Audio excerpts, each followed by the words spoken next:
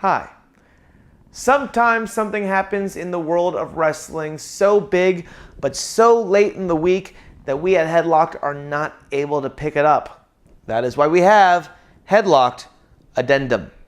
Now, some of you may have heard, it's been breaking out all over the place, that WWE prematurely spilled the beans on Batista returning to the company. It's not going to be a full-time thing, it's going to be pretty short-lived, but it's kind of a big deal. There was an advertisement for one of their shows out in Vegas, and I think when people followed up with it, the WWE said that was not a mistake, it was not a misprint. He actually is returning. They just said it sooner than they meant to. Personally, I've never been the man's biggest fan as far as, well, really as far as everything.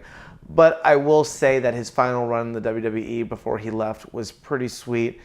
And the guy definitely means something in the wrestling world. He's definitely a big deal. Whether you like him or not, you cannot deny that he had some sort of impact on the company. According to sources, it looks like he may be returning at the Royal Rumble. Maybe it'll be sooner. He will probably be around, if he does show up, and stay around for WrestleMania, which would be the big one, especially since it's WrestleMania 30, and they're already trying to stack that deck as hard as possible. A lot of rumored opponents. Some are saying Brock Lesnar.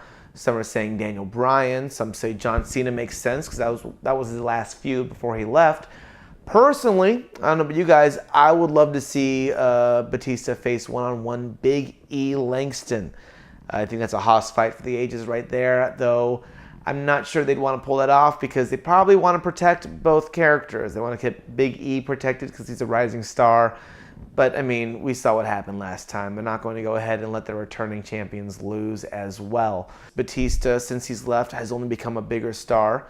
He has done some high-profile films with Riddick, with the Kung Fu film that RZA produced.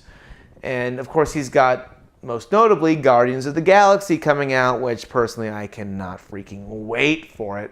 I think WWE would be stupid not to promote the movie in the same way the production company Batista would be stupid not to use those contacts to get WWE to promote it. There's such a crossover audience these days with wrestling nerd culture and comic book nerd culture, as there has been for a while, but I think more now than ever that a lot of the comic book nerds are the wrestlers these days. When you think about it, Marvel constantly does the Fighting Fanboys article on Marvel.com where they interview guys like Kofi, like Cody, like AJ, and talk about their love of Marvel Comics.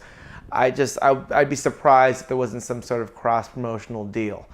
That said, Batista looks like he may not be with the company full-time after this. It is a temporary return, and he would leave once promotion for the movie began. So who knows?